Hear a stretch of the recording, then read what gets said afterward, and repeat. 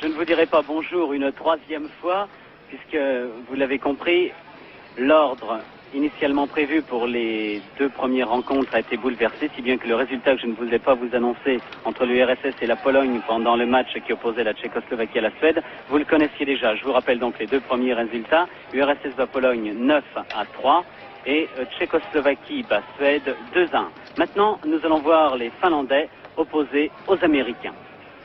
Les Finlandais ont battu les Polonais 7-1, ils ont été battus par les Soviétiques 9-3 et par les Tchécoslovaques 7-1. Les Américains, eux, ont été battus par les Tchèques d'abord 5-1, ont battu les Tchèques, 5-1, après avoir été battus par les Américains 7-2 et par les Suédois 5-1 également. Ces deux équipes ne peuvent donc plus remporter de médailles, mais elles se battent pour la 4e place.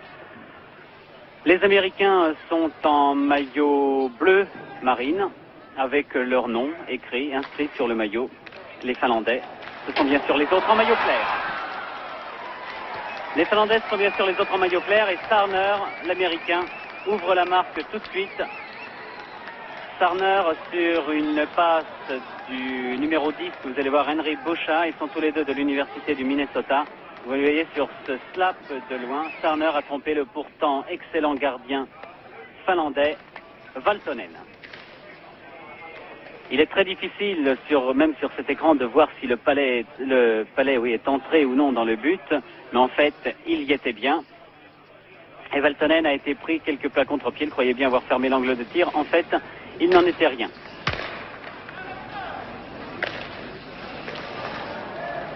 Les Américains ont causé une agréable surprise, donc, à leurs supporters en triomphant des Tchécoslovaques par 5-1 lors de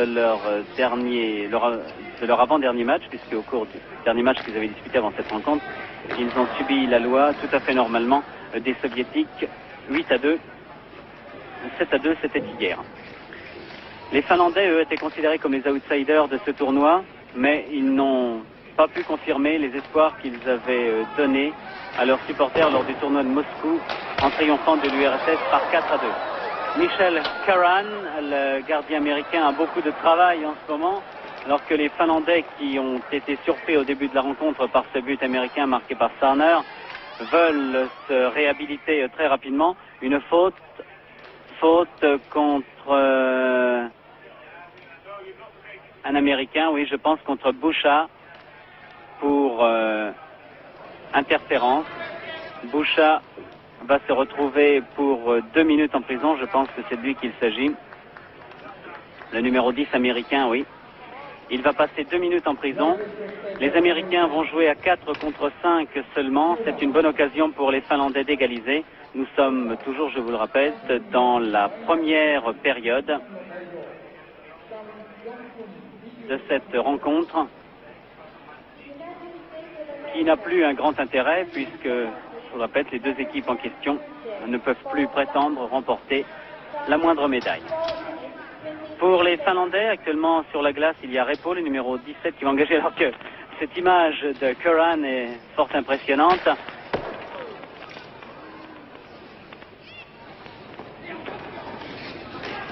Lindström était bien placé. Il réussit à égaliser. Lindström, après 4 minutes 35 secondes de jeu, Lindström a passé à Mononen. Nous allons revoir cette action au ralenti. Lindström, l'arrière, voici, qui passe à Mononen, qui arrive tout seul. Il fait semblant de passer lui-même, Mononen, à son coéquipier Repo, mais il tire directement. 1-1 donc après 4 minutes et 35 secondes de jeu. Les Américains jouaient à 4 contre 5. Ils ont été normalement surpris. Les Américains sont en maillot bleu foncé, je vous le répète, et les Finlandais en maillot blanc.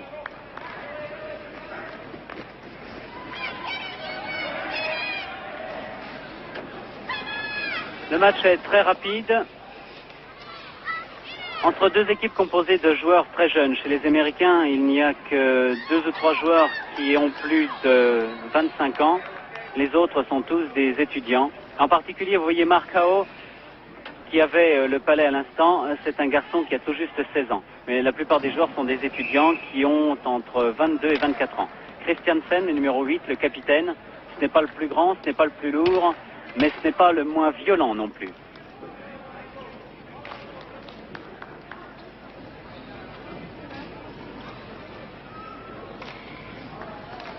Engagement entre Turunen et qui pour les Américains? Peut-être Boucha. Théoriquement, ça devait être Henry Boucha qui devrait venir se placer face à Turunen. Oui, c'est bien lui. Boucha, Sarner. Sarner qui a dévié juste. Oh, qui a trompé Valtonen. Alors là, les caméramens même de la télévision japonaise, qui sont pourtant excellents, ont même été surpris sur cette passe de Boucha, qui est arrivé à Sarner. Vous voyez, on voit le palais entrer, mais on ne voit pas comment il a été dévié par Sarner. 2-1 donc pour les Américains au cours de cette première période, après exactement 13 minutes et 35 secondes de jeu.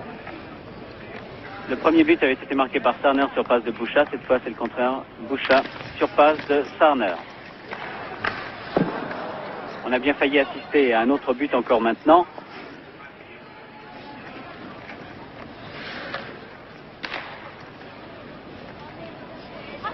Repo qui arrive tout seul devant Curran, mais il a tiré trop haut. Repo encore lui, Turunen, Mononen tout seul, Curran arrête. Et les Américains vont pouvoir se dégager. Inutile de vous citer les noms de ces joueurs américains puisque vous les voyez, c'est sur leur maillot. Je peux seulement vous dire que sont pour la plupart de l'université de Boston ou de l'université du Minnesota.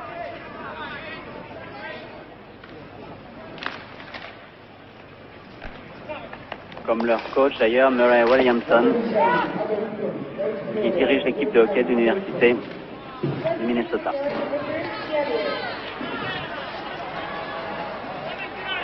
Vous voyez qu'il y a toujours des accrochages, même l'arbitre en est la victime parfois. Ah, ça c'est le jeu viril des Américains. Ils sont habitués à jouer comme ça. Ils sont habitués à voir les professionnels jouer comme ça. En Europe, on n'y est pas encore habitué.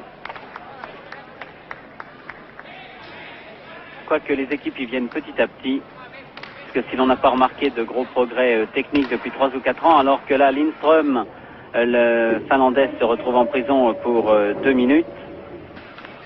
Si l'on n'a pas beaucoup remarqué d'amélioration sur le plan technique, on a pu remarquer en revanche des améliorations dans ce domaine de la virilité du jeu sec, sinon dur.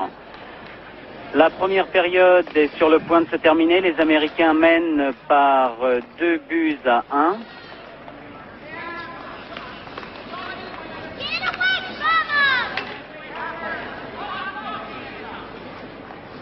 Et nous retrouvons maintenant les Finlandais à gauche et les Américains à droite.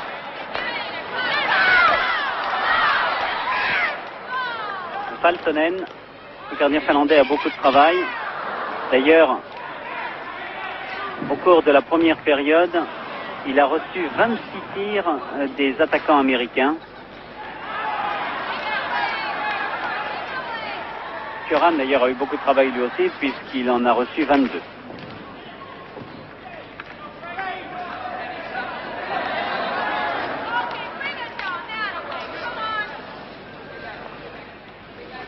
Dans tous les championnats du monde aux Jeux Olympiques qu'ils disputent, les Américains réussissent toujours à jouer les troubles faits. Ils l'ont fait encore cette année en triomphant de la Tchécoslovaquie par 5-1. Mais les Tchèques, par leur victoire sur la Suède aujourd'hui, viennent de se replacer dans la course aux médailles.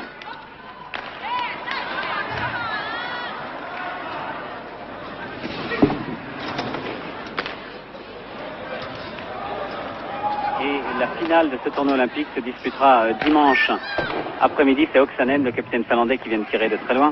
La finale de ce tournoi olympique se disputera dimanche après-midi entre la Tchécoslovaquie et l'URSS. Il y a de nombreux accrochages toujours sur la glace. Il y a des body checking qui sont un peu violents. Il y a des joueurs, voici par exemple là, c'est même plus que ça, ce sont des échanges de coups de crosse entre McElmurray et Peltonen. Il risque d'y avoir de la prison.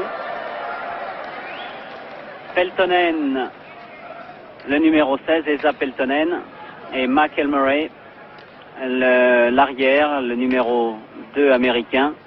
Il se dirige lui vers la prison, mais je pense que Peltonen va le rejoindre. Il y avait faute réciproque, il y avait échange de coups entre ces deux garçons. Les deux équipes vont être à 4 contre 4 sur la glace. Non, ce n'est pas par ici. Oui, c'était drôle de les mettre dans la même cage. Ils auraient pu poursuivre leur petit match. Là, ils sont séparés par les officiels, ils seront plus tranquilles. À 4 contre 4 sur la glace, il y aura davantage de place. Les équipes se plaignaient un peu de l'étroitesse de la patinoire. 26 mètres seulement contre 30 aux patinoires habituelles. 56 mètres de long contre 60. Et bien là, ils auront davantage de place. Et puis les gardiens seront moins gênés pour voir arriver les tirs de loin.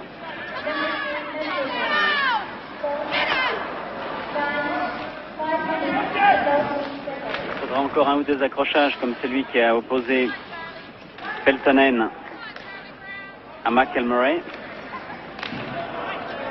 on y verra encore beaucoup plus clair.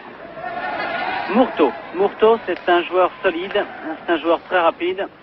C'est un centre qui s'entend très bien avec ses deux ailiers, Taminen, le 13, Murto encore, vous le voyez, et Linonma, le 11, qui est à gauche, lui. Alors qu'en défense, Lindström et Koskela sont deux garçons très solides, expérimentés, 30 ans et 27 ans.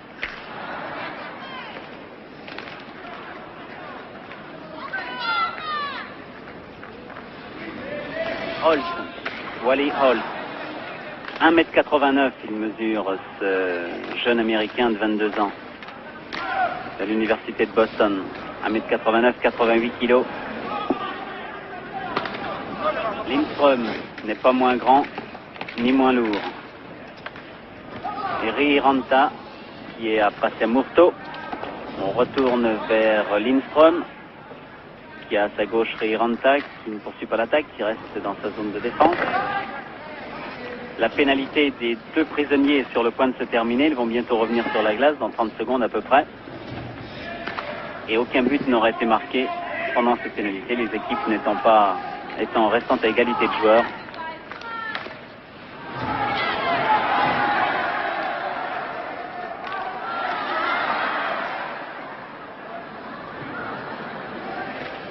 Voici plus que quelques secondes. Mononen qui essaie de tirer. Oh, finalement, Curran a eu bien de la chance.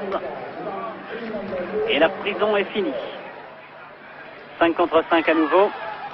Contre-attaque américaine à 2 contre 1. Est-ce que cela va aboutir? Non, pas du tout. Ahern n'a pas pu concrétiser la belle passe qui lui avait été offerte par Bocha.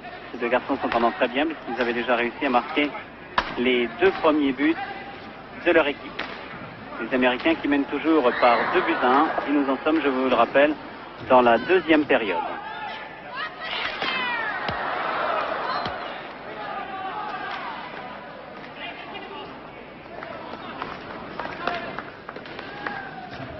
C'est un jeu très rapide, bien qu'il n'y ait plus d'enjeu, je vous le précise une fois de plus, c'est un jeu très rapide qu'elles se livrent les deux équipes.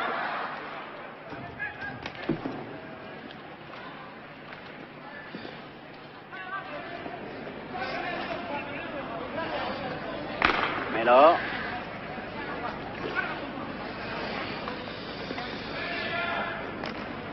Torek.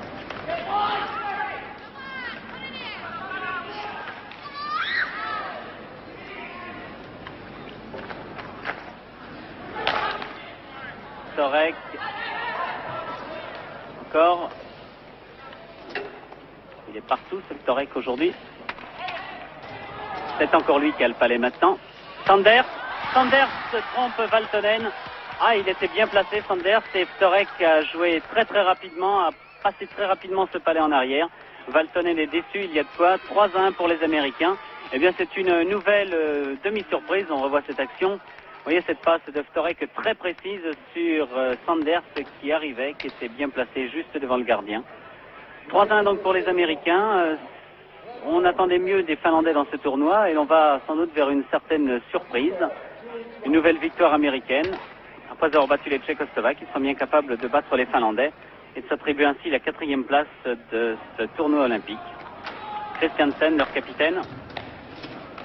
Alors que nous en sommes maintenant à la 3e période.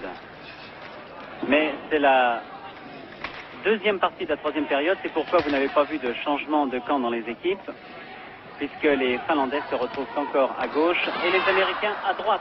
Et Valtonen est là, et bien là. Le tir de Christiansen ne l'a pas trompé.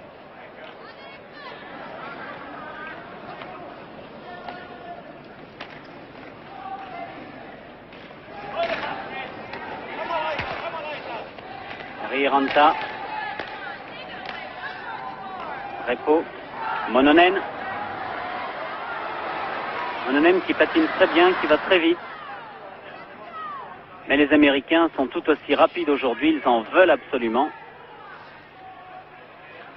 Et cette équipe américaine, eh bien, les Français devront la rencontrer à l'occasion du championnat du monde du groupe B. Puisque les Américains se sont retrouvés dans le groupe B des championnats du monde l'an passé.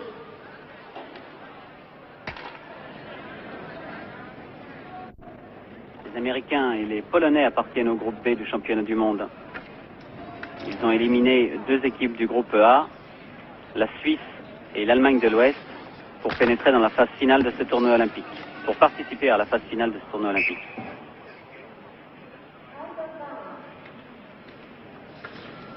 Les arbitres sont suédois et canadiens, aujourd'hui M. Enquist et M. Nadine.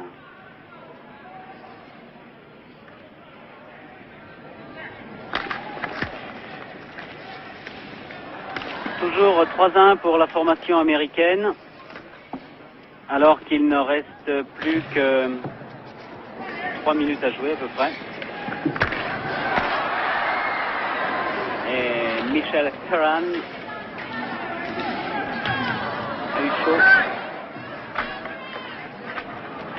face à Keinonen à l'instant.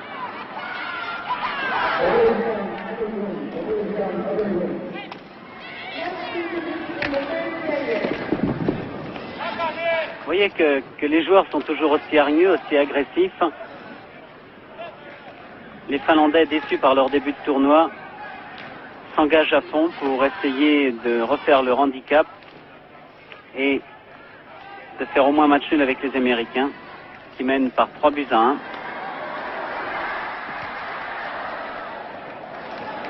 Curran est bombardé sous tous les angles en ce moment. Dégagement interdit.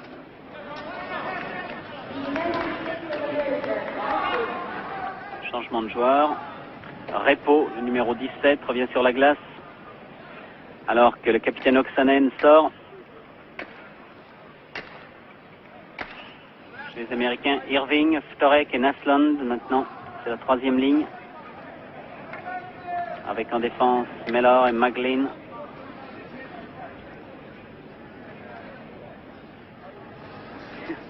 C'est toujours très amusant de regarder un gardien de but.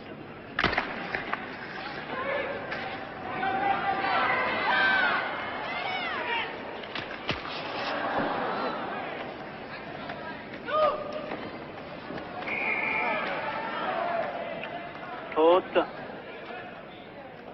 Monsieur Repo a commis une brutalité. Et les Finlandais vont se retrouver à 4 contre 5. Toujours dangereux de jouer en état d'infériorité numérique contre une équipe décidée comme celle des États-Unis ce soir. Les Américains pourraient bien en profiter pour aggraver la marque. Valtonen n'est pas très rassuré d'ailleurs.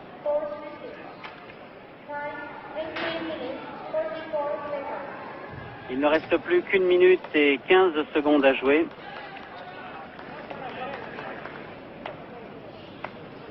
Plus qu'1 minute et 15 secondes à jouer. Les Américains sont certains de remporter ce match maintenant.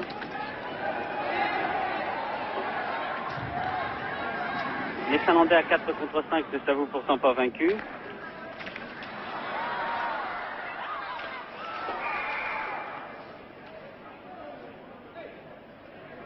Une minute à jouer, 1 minute 2 secondes. Les arbitres ont fort à faire dans ce match. Christiansen, le capitaine américain, est à droite de l'écran. Le voici qui revient engagé contre le capitaine finlandais Oksanen.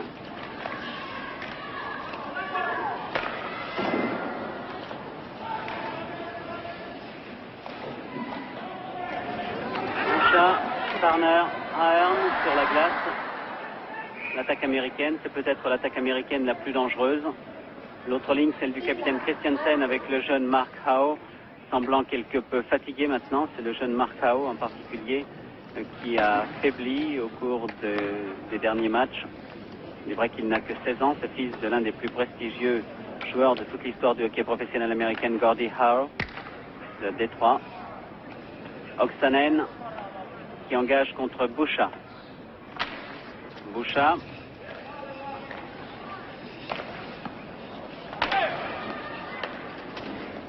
Turner a récupéré un instant le palais mais il l'a reperdu. Boucha est un joueur qui est très brutal, très viril aussi. Boucha, Turner. Boucha encore, Turner. Ahern. Est-ce que le but y est? Oui, apparemment. Il est ressorti, mais je pense qu'il a été marqué par Ahern, effectivement, sur une double passe de Boucha et de Turner. Il ne reste plus que 22 secondes à jouer. On va revoir le 17 et Turner qui passe à Boucha, qui passe lui-même à Ahern. Vous allez voir comment le palais est entré. J'espère qu'on va le revoir. On le voit assez mal. On est masqué par les joueurs. Ah si, on le voit quand même pénétrer juste à l'intérieur, mais le juge de but l'a vu. Il ne reste plus que 22 secondes à jouer. Les Américains mènent par 4 buts à 1. Ils vont remporter ce match sur ce score de 4 buts à 1. Et c'est donc leur deuxième victoire après avoir battu la Tchécoslovaquie par 5 buts à 1.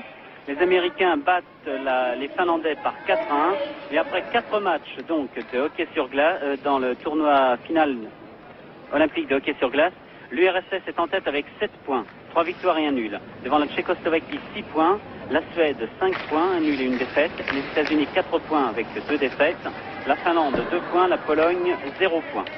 On peut donc dire que les Polonais seront derniers, les Finlandais avant-derniers, les Américains quatrièmes de ce tournoi. Et pour les Suédois seront certainement troisièmes.